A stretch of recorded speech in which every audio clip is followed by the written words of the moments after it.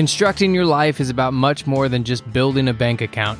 Each week, join real estate entrepreneur and mindset coach Austin Linney as he interviews guests who are constructing their dream lives and impacting the world around them on a daily basis. If you're an entrepreneur or wanting to start a business, or you just want to hear motivating stories of how others have overcome the odds, you are in the right place. And now for your host, Austin Linney. Guys, welcome back to Construct Your Life. I hope everybody's having a great day today. We have the honor of having Mr. Marcus Merchant in the house. My brother, how you doing, my man? Doing good, man. Trying to keep my head above water and keep busy and stay out of trouble. You know how it is. Trying to keep up with you, man. Those are a tall order. Hard. those tasks right there that you announced, those are a tall order. Mainly staying out of trouble. Yeah. But my man, why don't you share with the crowd, with the audience that's listening, what you do? And what I like to do with my guests is I let them to let them start the story where they want to, and then they can kind of frame the picture. Okay. So my earned income job is in IT. I do IT for a company out in Southern California.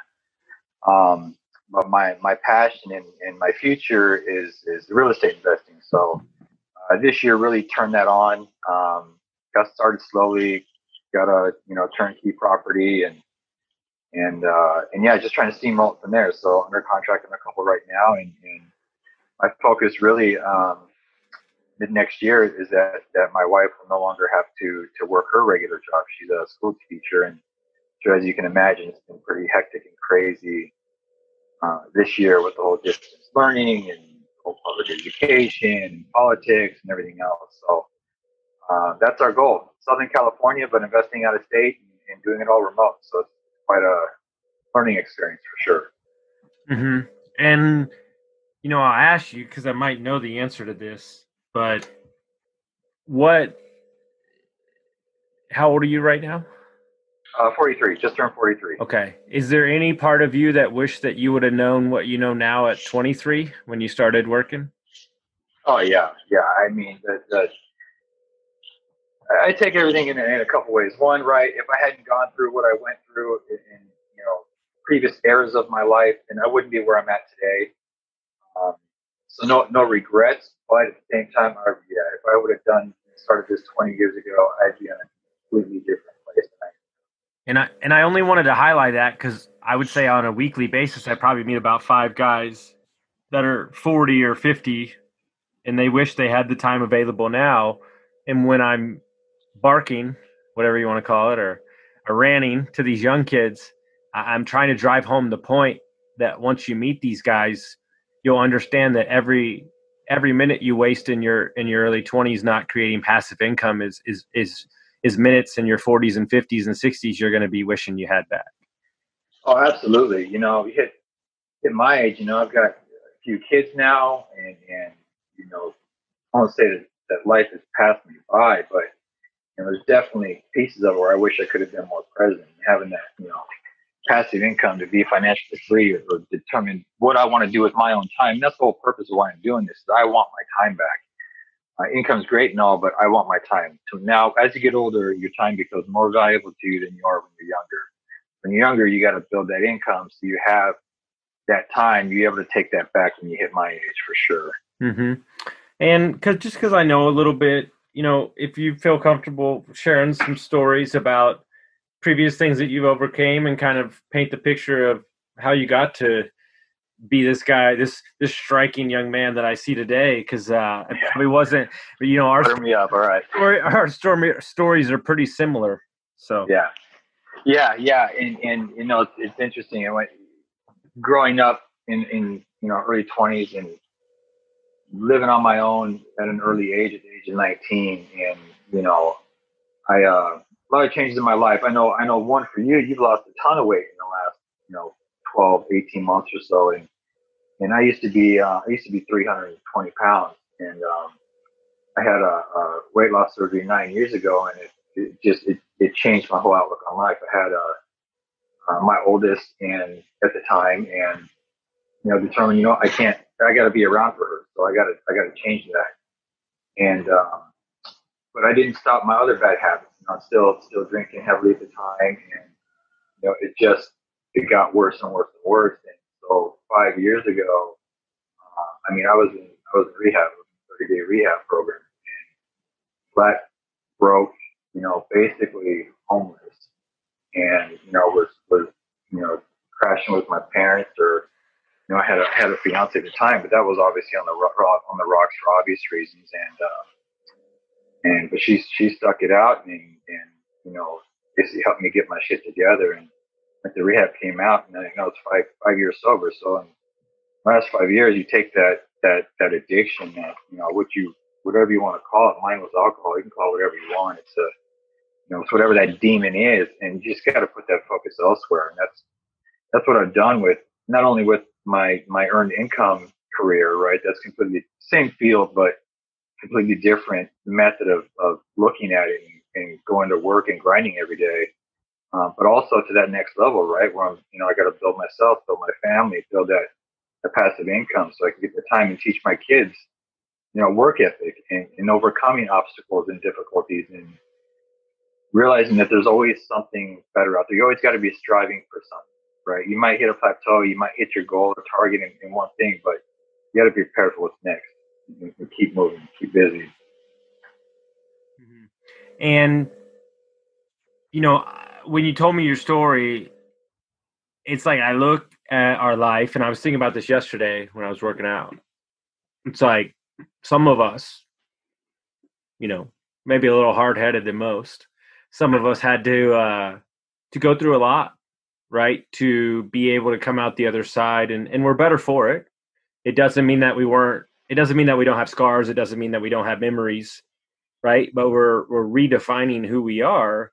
But what we're also doing is leading by example, and kind of shedding some light on maybe some problems that other people can't see for themselves, right? And I know that I would imagine that you get a lot of fulfillment out of helping somebody maybe in life, and you're learning. You're always learning. You know, I love that about you. You're trying to educate yourself, and I would imagine when you do get financially free, you'll have a lot more time freed up to give back, right? And I think that's where I get my most fulfillment. And I was just curious what you think about all that. Yeah, 100%, man. Like some of the things I've done, you know, I've become a branch counselor for a company called Foresters Financials, and I'm running the community outreach program here, right? My goal and focus with that is to help kids, right? Make sure kids have opportunities and see opportunities, and take those opportunities to better themselves. And you know, we were out, took my kids out to hand out Thanksgiving dinners a couple of weeks ago, and you know, trying to give back and let them, I get that good feeling doing those types of things, and seeing people's smiles on their faces, and you know, the gratefulness that comes out of doing things like that. And I want my kids to do that, see that, and enjoy those things too. And I think ultimately for me, I know one of my goals in the real estate is to get into some of the social housing, right? Being able to have a sober living facility, or a, you know, boys and girls club, or a kids program where they can come after school and, you know, have mentors, or have life coaches, or, you know, even if it's just a big brother, play basketball, whatever. You know, give them a safe place to be where they can grow, you know, both from an education standpoint, but also from a personal standpoint, and know that there's something better out there if they're willing to put in a little work and a little hustle, and go get it. You got to go get it. Yeah, because it's interesting, you know, and I talk to a lot of my coaching clients, or some of them in recovery, getting into real estate and so on and so on. And I think there's a mentality that I can't stand in the recovery space, whether or not you use for a year or use for 20 years, where they're just trying to get people to survive. And I get that. And I respect that. And obviously it's what I'm trying to do when I get a hold of somebody too. But there needs to be something on the other side of that they can hold on to, that's going to continue for them to create a lifestyle that they want. And that's why we say we don't want to survive, we want to thrive. And that's why, you know, I see the avenues of business, real estate, personal development over and over again. And what I tell a lot of these guys, and they don't realize it at the time, so I was like, you're a coach. Like, you're a coach. Like, will you get paid for it? I don't know. But I know that you'll help enough people, right? And my coach it's been in the space for 15 years, and he's helped thousands of people, millions of people. And if you've experienced something and you've been through it, and let's say you're 1% or 1 year ahead of somebody where they are, then you can mentor, you can coach. And I don't think people, they don't look at their story as it matters, right? Like, who wants to hear my story? But you don't know who you're inspiring. And that's why I think there's so much power in social media used properly, podcasting used properly, and then just speaking in general. And that's why I think it's such a powerful tool, that people don't, I hear this all the time. Well, I don't have a story to share. I've only invested in one property.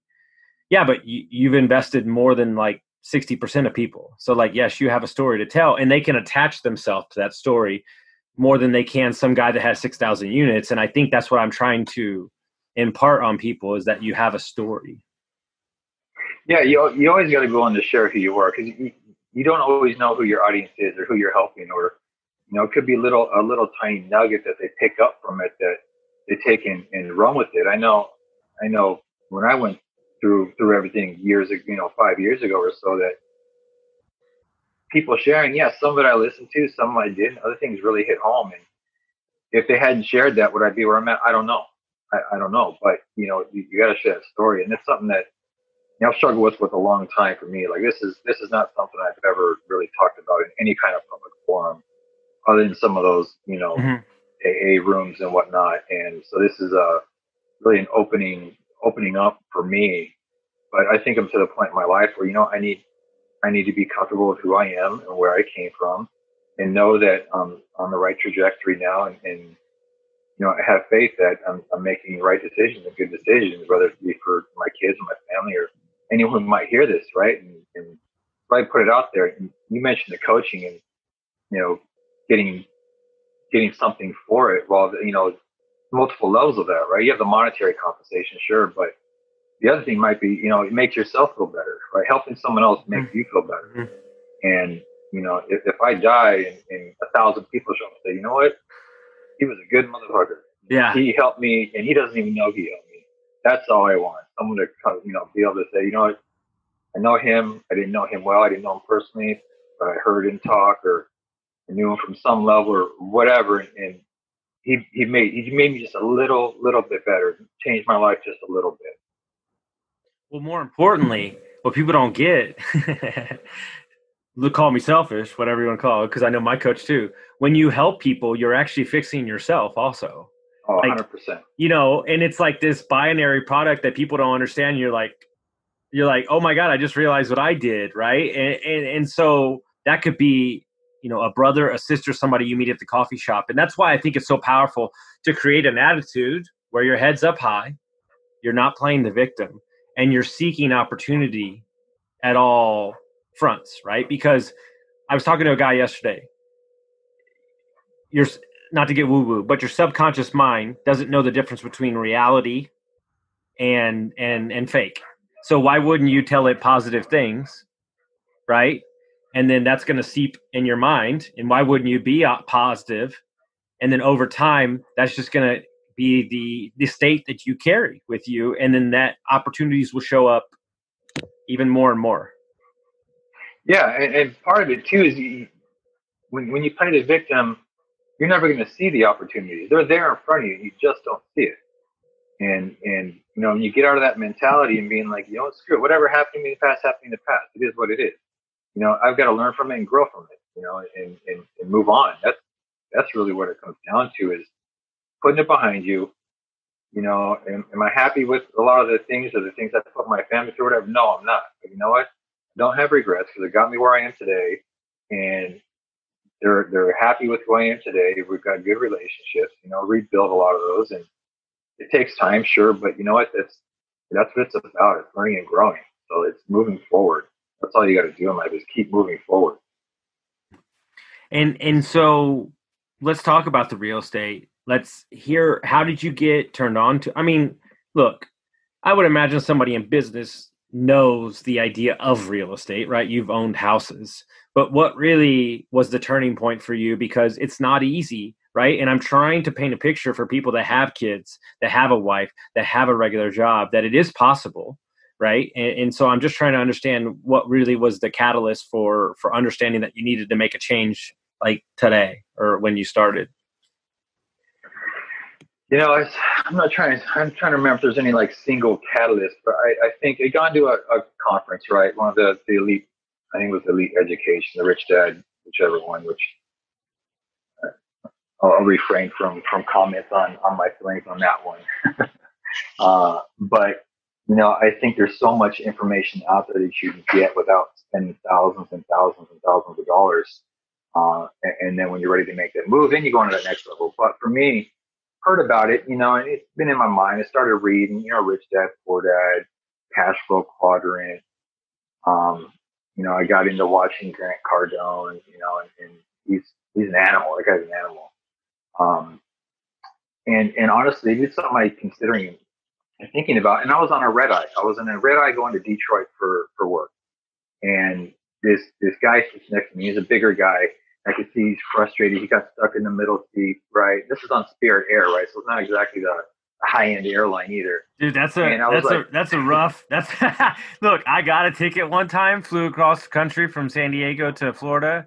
I'm not saying it's a bad airline, but it's a tight airline. You know, you know what you're getting with that price. Yeah. The nice thing is, though, for an extra $75, you get a first class seat. You don't get any amenities, right? But you get a big seat. But this I had a regular seat, and then he was a bigger guy, and I was like, you know what? I used to be that guy. I used to be the guy on the plane who did everything to avoid middle seats because I myself was uncomfortable. I felt like I was making other people uncomfortable. So I just started rapping with him. I was like, hey, you know, where are you from? We do it, and it turns out he was into real estate. He was flying to D. He lived in LA and did all his real estate out in Detroit. And it just kind of clicked. I was like, wow, this guy's, you know, he's living in the same area. I'm in LA area. And he's going out there to do it because it's daunting when you're in such a inflated market or expensive market like I'm in, right? I don't have the money I didn't have the money to buy a $500,000 two-bedroom townhome, right? And try and rent it out or eat the cost on it on a monthly basis for appreciation. It just doesn't work. So in talking to him, you know, got on his mailing list and just off and on with him for almost a year. Then finally a year came up and talked to my wife. I was like, look, we got to do something. And one of them came up. I was like, you know what, this one we're jumping on. She's like, how we're doing it? I'm like, I have no idea, but I'm going to sign the contract anyway. Right. We did. And it was learn some things. You know, you always hear these, hard money is easy to get. Well, on a $50,000 property, $40,000 property, hard money lenders don't care. Right. And on an individual, they don't do individual, right? You got to, because they have to worry about, you know, predatory lending and whatnot. So had a buddy who's going to go with me and that didn't work out last minute. And I was like, well, what the hell am I going to do now? I got about half the cash that I can pay for, the rest of it. And I just told the guy, I said, look, this is the situation I'm in. So I got the seller financing. Sweet. Another check mark on my belt. I learned how to do seller financing, whether I'd wanted to or not. And then just kind of sat on it for a while and didn't do a whole lot. And this is February this past year. We literally closed on leap year, February 29th, right? And then 2 weeks later, pandemonium hit, right, with COVID and whatnot. And luckily for me, this one happened to be a Section 8 tenant, so I had no issues collecting rent. It was, you know, government funded rent. And then just started talking to other people. We're in a you know, group together with Jonathan and just started talking to people in there, and it's like, you know what, it's time to make more moves, you know, being comfortable or not. So we got 2 flips now going on in Southern Indiana, and one of them was you know, we did it all cash with a friend of mine, a friend I've known for like, I don't know, 25 years, and he happens to live in Colorado now. And the other one, we went the hard money route, and so that was another learning experience. So it's another, you know, check mark under my belt, things I'm learning. So now, my goal for next year is I'm going to tie up an apartment complex. Okay. I want to. I'm going to. Okay.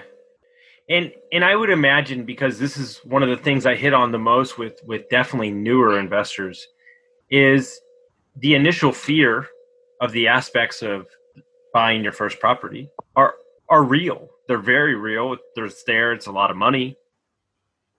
But I've also seen, once you get past the initial one, man, you start knocking them off left and right. And it's almost like a muscle, right? Over and over again. And wouldn't you agree that's kind of the scenario? Oh, 100%. Like that fear goes away, right? And for me, I've always been a little bit fearless in that regard, for better or for worse, right? And, if you're going to tie up something for, 10, 15, 20 grand, you know what? I used to easily blow that in a year on booze, right? Easy. And it's not, come on, you're getting an asset with it, and you're the Yeah. learning experience. And that's what, a quarter of the cost of 2 years of school. If you're paying for an education to go to university, I mean, come on. I just told this story yesterday on a podcast. I'm curious this happened to me. I had the best year financially at my W-2 job I ever had. Like when I did my taxes, I was like, good Lord, like I worked my ass off. I made good money. Like I was making money as I go. But then I did my taxes and looked at my bank account and I had no money. And I was like, well, hold on. Where's the money? Oh, it went in the nice cars we have, the booze, the bullshit, the nice apartment. And that's when I started scaling back my life and riding the bus. And it really takes, some of those moments where, more importantly, like I get it. You live in California. It's crazy expensive. But your dream is to move to the Midwest. And because you're currently at a place where you are comfortable with who you are. So what your house looks like, what your car looks like, what everything, you don't care about that. You just want time. And a lot of people, it takes a really long time to understand this concept. But when you can lock in this concept and understand that if your car's paid off and it still drives, like it's fine, because I'd rather go buy a 30 unit or 20 unit that's going to spit off cash to go buy the car. I always remember the statement in Rich Dad Poor Dad. He owned 3 condos and he was sleeping in a damn Porsche because he didn't want to buy a house, but the condos were paying for the Porsche. And and that's what I was like, oh, okay. I see the whole game here. Like you really want to get those assets, because it's funny. We did a mastermind with Bruce Peterson and I thought I knew about syndication. I really did. I thought I knew, but I knew that on the syndicator, you got your upfront fee, and I knew you got a fee when you sell. I did not know you got a fee monthly cash flow. And then I was like, holy shit. Like this. Now, granted, I know syndication is the rage right now, but what I'm trying to paint a picture of is syndication can be done with a million different ways, meaning Airbnbs, syndication with single family flips, where what I don't want to hear anymore is that, well, I need to wait a year and a half to get the money to invest. Well, no. The money's available if the deal's right. So go get the deal and then figure out the money later. And when you can switch to that mindset, it's a game changer. 100%. Even on these flips, it was the same thing. It's a great deal. I know it's a great deal. We're looking at it. I'm gonna sign it and figure it out on the back end. Because then all of a sudden hustle kicks in, right? You're like, well, shit, I'm on a time limit now. I got to get this done. However, I got to get it done. And that's what really for me, that pressure is what pushes me to get it done and doing the research. And now I'm just, next time I go in, I'm one step ahead of the next guy, right? I've got one up on the guy, the other newbie who might be coming in, and it gives me the opportunity to help other people. I'm in this little group with 4 young guys. Mm-hmm. We're all, just locked up their first deal. And I'm a guy with all of 1 year experience, but I've got three properties in it. But you know what? I've done a lot of digging and banged my head against a lot of walls to even get those 3 done. So now I can help them, right? I can help them and say, hey, these are the things to look out for on this. One of them, he was trying to look at, how to house hack or flip a home. And he's up in the Seattle market. Super expensive, just like here. I'm like, have you, he just wanted to get a property. He wanted income. I'm like, have you looked at turnkeys? No, what do you mean? I go, look at turnkey properties. If you have, obviously you've got enough cash to put something down where you're at. Well, you can do that elsewhere, turn cash flow much quicker, and not have to worry about rehab or flip or burrs or anything like that. Well, you're a million times right. I had a woman reach out to me on podcasts. She said, listen, I heard you talk about Airbnb on Instagram. We can't rent out our place we just remodeled. We're thinking about doing Airbnb. I said, okay, great. Give me the details. So she gives me the details. It's in Wisconsin. And I said, look, here's my problem. It's the dead of winter. Nobody's traveling to Wisconsin. I was like, do you have to furnish the place? Yes, we have to furnish it too. I was like, so not only are you in the hole already for the remodel, you're going to have to go in the hole another $7K for the remodel and hope people rent it out. And I said, if this was June, it may be a different story. But that one conversation right there saved them like 12 grand. And all it was a 2-minute conversation because I've already done it. But it took the courage for her to reach out to me and hope that I would respond. And so many people want to carry their ego in the door, and your ego is going to get you homeless. That's what's going to get you. Yeah. And that's the thing for me is like, I journal on a daily basis and kind of write down. And that's one of the things I always try to remind myself is, don't be scared to ask for help. Just ask, what's it going to hurt? Right. Mm-hmm. And, I've learned a lot. My ego got me in a lot of trouble, mm-hmm. right? A lot of trouble over the years, and putting that aside is what changed my life in the last couple of years. And you got to put that stuff aside, man. That shit don't matter. That shit don't matter. It doesn't matter who you are. 100%. And so I'm curious, and I always love to ask this question. You're now on your third property in a short amount of time. And it's a 2-part question, so answer it how you feel like it. What was easier than you thought? And what was harder than you thought getting your first couple properties? Easier than I thought managing them after the fact. When you reach out to people in the area, right? If it's an area you're looking at, and especially if you start talking to quote unquote normal people, right? Your everyday people, the ones who are working and hustling like you are, I don't want to say take shortcuts, but they know the avenues to go and who you can talk to, who they trust, right? So they can become someone that you trust as well. So like on these Indiana ones, it was, the hard part was, finding a contract that we feel we can trust, right? But now we found that we can trust, managing it after the fact as things are going in, stuff's getting done, much easier, which makes the second one much easier, right? Because now I know I can roll him straight into that other one and knock it out quickly to keep moving forward. Mm-hmm.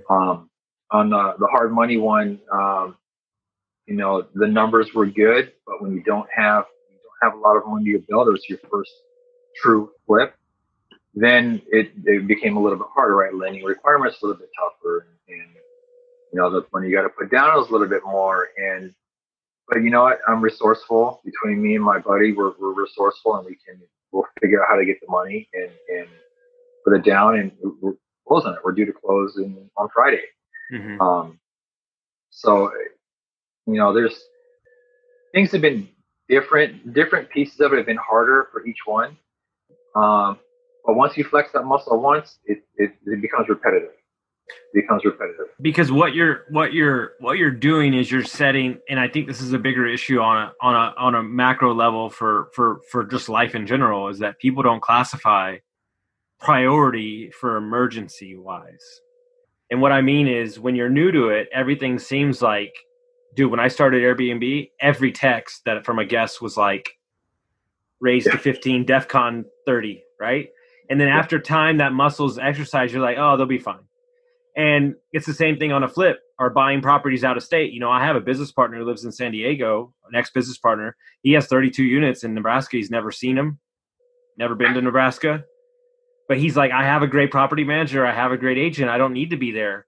But what I was interviewing Justin Monk from Money Maven Project, and he had a great point. Each person that looks at the property, meaning the contractor, the agent, and the property manager, have a different view through the lens they're looking at the property. So if you're not there, you need the different checks and balances from each crew to look at it subjectively. And what I mean by that is the contractor's just looking at finishing electric, plumbing, making it nice. But the property manager is looking at it from a renter's point of view. Well, that's the actual authority on, is this going to rent or not? And so, yes, the contractor might be mad at the property manager, but she's the last stopgap, right? Because you're not there. And so these are the things that you have to learn. But if you have a team that you trust and they're bought into the vision, this can all be executed through laptops and Zoom and electric signs and all those things. And I think, you'll be stepping in when you do move to that market. Eventually, you'll be stepping in already ready to go instead of waiting 2 years from now to feel comfortable to do it while you're there. And I think it's going to pay off big time, because you're only going to be able to ramp it up that much more when you get there. Yeah, 100%. And the other thing with it too is that, it gives me the ability to be comfortable going into another market. So let's say this, I get tired, this market doesn't work for me anymore. It doesn't make financial sense anymore. It gives me the confidence to open it up in another market, right? And go elsewhere and have the confidence that I can do it remote, when I want to, when I need to. And that's the one thing I think that's been the number one question. Like, how the hell are you doing it without being there? Like, I don't know. I'm going to figure it out because I have to. There's ways to do it. Everyone else is doing it. There's no reason why I can't do it. Because relatively, like, the question that you have to ask yourself is, what's the option? Like, like not invest, like sit on the sidelines, be scared. Well, the market's at the highest it's ever been. I know, but there's still deals to be had. Like, okay, well, guess what? And there'll be deals to had when the market's going. So like we allow external voices or external circumstances to dictate how we operate in this world. I read something this morning. It's very powerful. The guy said motivation is bullshit. He said it's a scientific fact that external motivation leaves you. There's no possible way that it can stay with you. So the only actual dialogue that exists that can get you to where you need to go is internal confidence and self-talk. And that is the thing that'll get you up every day and keep you moving forward.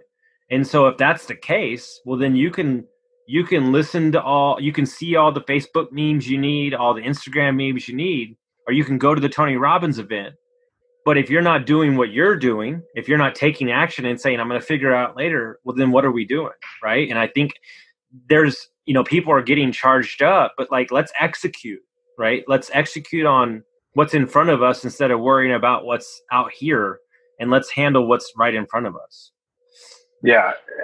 Action has been the key to everything. I mean, it was going out on a limb. It was, signing that contract and figuring out, and action is the only way that these things have worked. And I'm a big reader, right? I read about a book a week, and I have for like close to 3 years now. So I read a lot of them personal development, a lot of business, and chunk of real estate, and all of them say that same thing. All these guys are successful because, one, they educated themselves, and two, they took action, right? And most of the time, taking action is the best education you can get.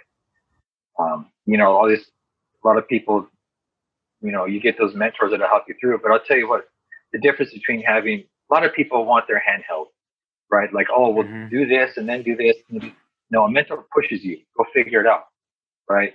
When you have questions about how to figure it out, let me know, right? And I think that's what a lot of people don't understand, is that they expect to be, red carpet rolled out for them from a mentor. Well, no, that's not what a mentor's there for. A mentor's there to push you to be better, right? So you get comfortable doing it on your own. It's not, you're not getting your hand held the whole time.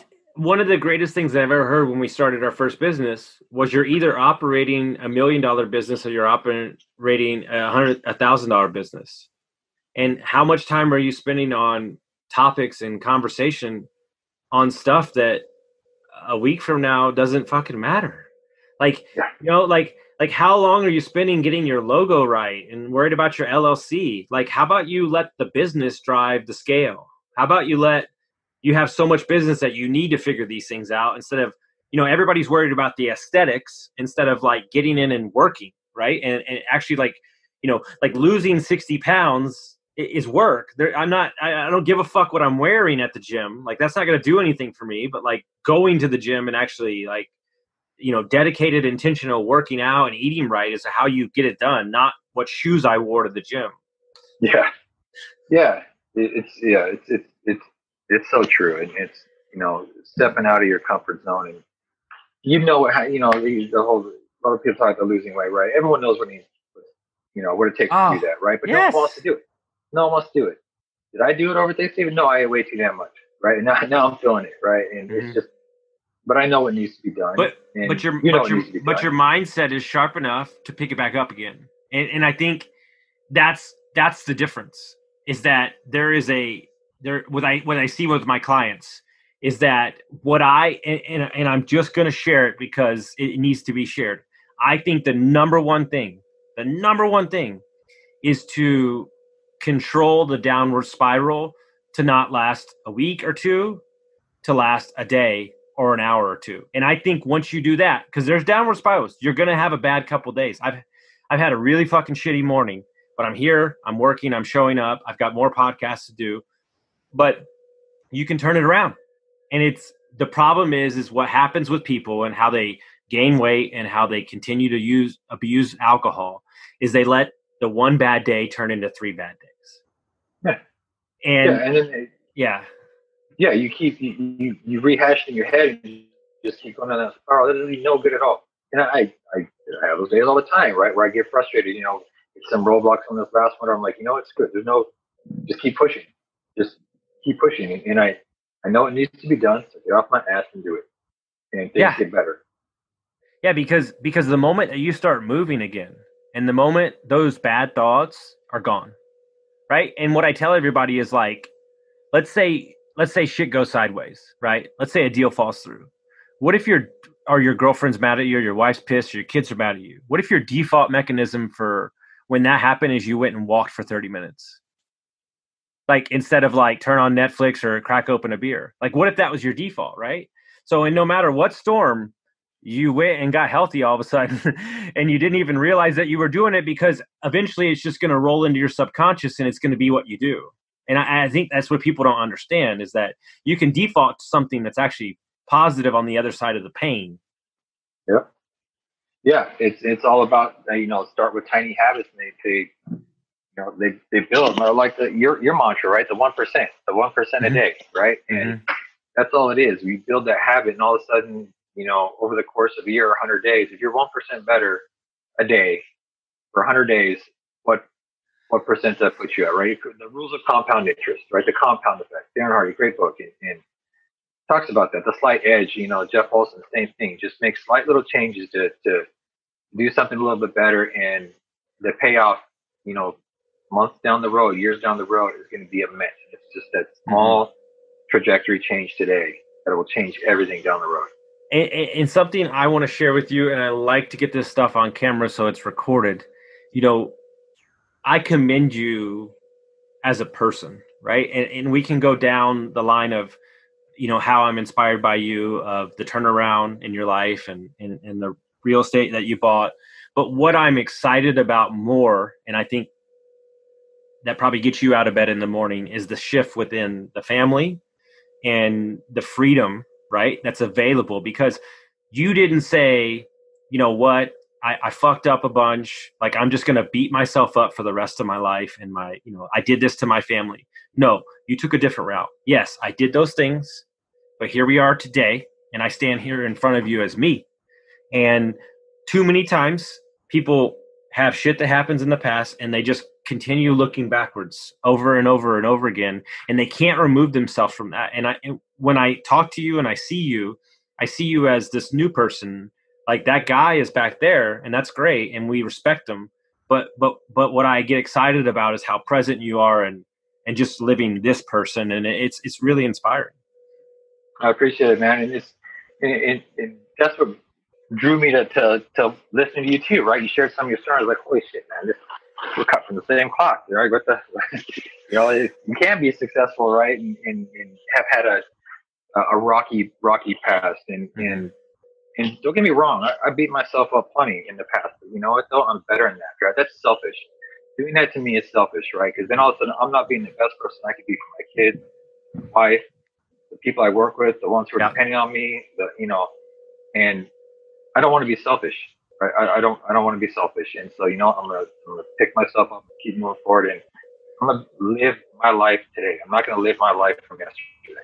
Amen. I don't even want to share, because that was perfect. Boom. So if people wanted to find out about you and get a hold of you, how would they do that thing? You could search Marcus Merchant. My face is unmistakable. Just, you talk about hard-headed, man. I got no hair left. I'm so hard-headed. But Marcus Merchant, LinkedIn, Facebook, Instagram. I'm always happy to connect and help people out. And if I can't help, brainstorm, talk about it, or put in contact with people who can, whether it be, on a personal level or real estate. And, And I'm an IT pro too, so anything technical, that's my earned income today. It's passionate, but and it's one of those things that people struggle with, and like I love my job. I really do love my job here, but it won't give me my time, and that's why I'm looking elsewhere. And for those people out there who love what they do, their daily job, it's not going to get you where you want to be. And start doing something on the side, right? So when you are ready to make that change, when you don't love that job anymore, that opportunity is there that you're ready to jump, and you're not regretting not having done it 20 years ago. And we talked about start young, start early, start small, just start somewhere. No, and I don't want to get into the weeds with this, but I'm tired of people bastardizing W-2 jobs. It's an avenue that puts food on the table for your family. If you take some of that income and you invest it in a long-term asset, then you can leave that job sooner. Simple as that. Yeah. So yeah, and if you're going to work hating it every day, don't hate it. Change your attitude about it, and it will get better. Right? Find out. Just write down the couple little things you like about it. Be grateful for like 2 or 3 things, and that's it. Your whole outlook on it will change. In anything, in anything, right? Yeah. No, I have great days at work every day. No, I don't. But you know what?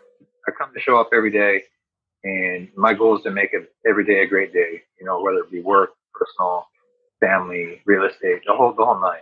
You know, and connecting with people like yourself, man. It's always awesome to connect with people and share stories. Couldn't agree more. That's what it's all about, my man. Well, guys, if you like this episode, make sure you share it with your friends. We really appreciate you listening, and we'll see you next time.